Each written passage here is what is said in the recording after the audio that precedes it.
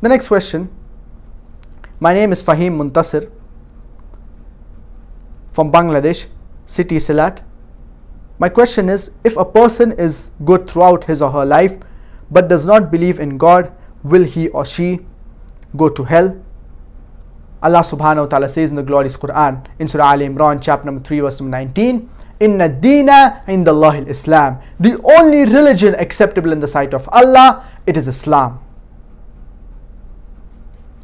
So the criteria for entering Jannah is you have to believe in one God alone, and you do not have to associate any partners with him, and believe in the last and final messenger, Prophet Muhammad, peace be upon him.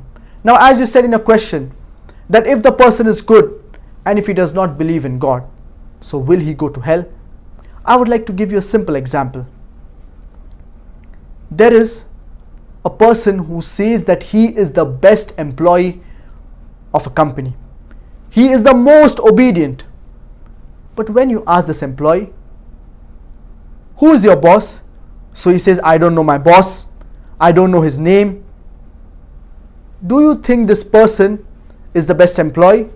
Do you think he is obedient to his boss? But naturally, no. He does not even know his boss. How can he be called the best employee? How can he be the most obedient? Allah subhanahu wa ta'ala, He has given you shelter. He has given you food. He has given you water. He has given you air. If you do not get water for a few days, you will die. If you do not get air for a couple of hours, you will die.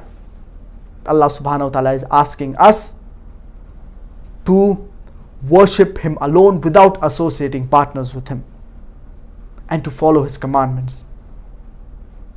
So a person cannot be called good if he does not recognize his creator, Allah subhanahu wa ta'ala.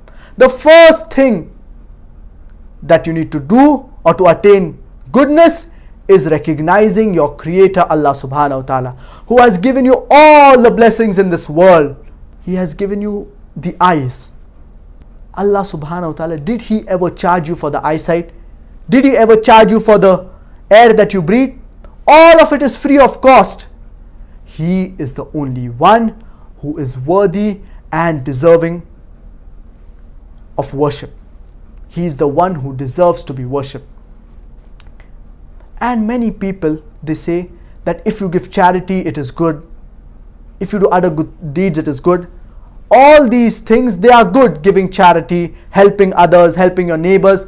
But all these things, they are secondary. The first thing is recognizing your creator, Allah subhanahu wa ta'ala. And even these good deeds, if you do them for show off, it is of no use. If you help the poor, the needy, just to show off, just to show it to the people that you are wealthy, it is of no use. And the criteria for success is mentioned in the glorious Quran in Surah Al-Asr, chapter number 103, verse number 1 to 3. Wal Asr, by time, Innal insana lafi khusr, verily man is in a state of loss. Illa alladhina amanu, except for those who believe, wa amilu salihat, and do righteous deeds, wa tawasaw bil haqq, exhort people towards truth, that is doing dawah, wa tawasaw bis sabr, exhort people towards patience and perseverance. There are minimum 4 criteria for a person to enter Jannah. The first is Iman, that is belief. The second is Amalu Salihat, that is righteous deeds. The third is exhorting people towards truth, that is doing dawah. And the fourth is exhorting people towards patience and perseverance. These are minimum 4 criteria for a person to enter Jannah. If any one of them is missing, under normal circumstances, a person, he will not enter Jannah. If Allah subhanahu wa ta'ala wants to forgive you, it is His prerogative. But under normal circumstances, a person, he will not enter Jannah. And I would like to give you a simple example. If you appear for an examination, for example, the 10th grade, there are certain subjects that you need to pass in. Even if you get 99 marks in all the subjects, but in one of these 5 subjects, if you fail, you will not pass the 10th grade. Similarly, for you to enter Jannah, you have to believe in one God alone, and you have to believe in the last and final messenger, Prophet Muhammad, peace be upon him.